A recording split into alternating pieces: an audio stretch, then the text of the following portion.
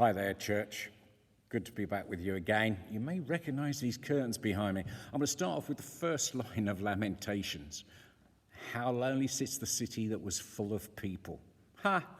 Well, Southend is still full of its residents, but you don't see much of them. We certainly haven't got any trippers down here at the moment, have we?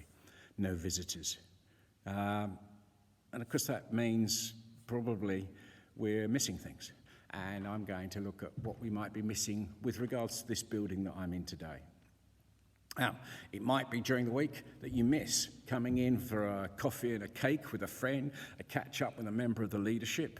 Maybe you're going to the crochet group or the hula hoops, or maybe you're bringing your kids in to Daisy Chain and you're rushing to get them in. But you're looking forward to that because you can drop the kids off and get off to work and get things back to normal.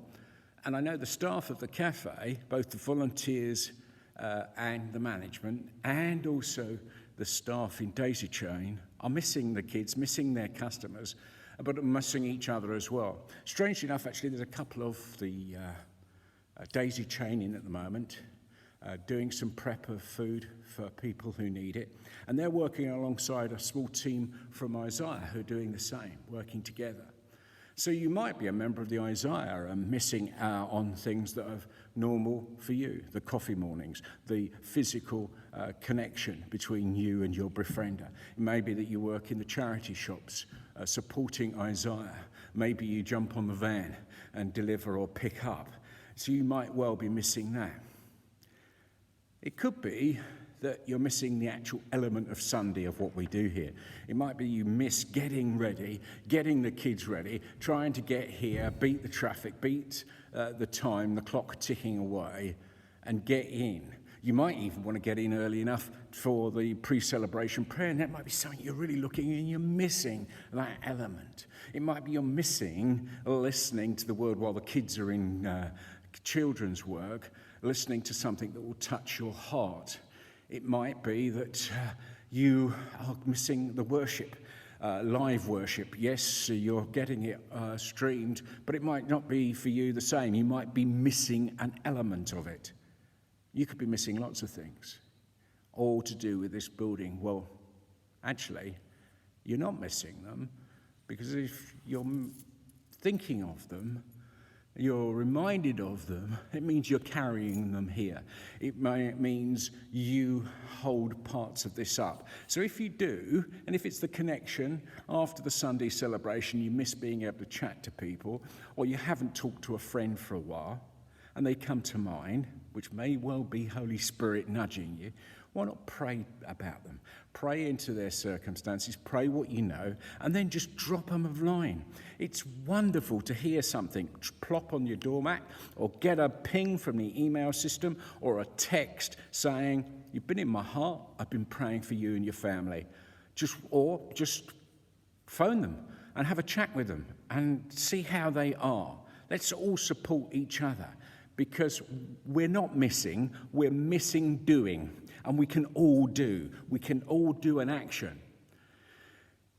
And you might think, well, I'm weak in this situation. This is a weakening of what I can do and how I can behave and what I can be part of. But what did Paul say? Well, he said, "So to keep me from becoming conceited because of the surpassing greatness of the revelations, a thorn was given me in the flesh, a messenger of Satan to harass me, to keep me from being conceited. But he said to me, my grace is sufficient for you, for my power is made perfect in weakness. Therefore I will burst all the more gladly of my weaknesses, so that the power of Christ may rest upon me for the sake of Christ. Then I am content with weaknesses, insults, hardships, persecutions, and calamities. For when I am weak, then I am strong." So if I'm feeling a bit down, God's stronger in me. If I'm feeling a little bit alone, God is stronger in me. If, like me, you've lost friends through this virus, which has saddened my heart, and I take nothing away from that, but it saddens me. He's stronger in me because I have felt weak, not being able to say my goodbyes, to spend time at a funeral. But I've written letters.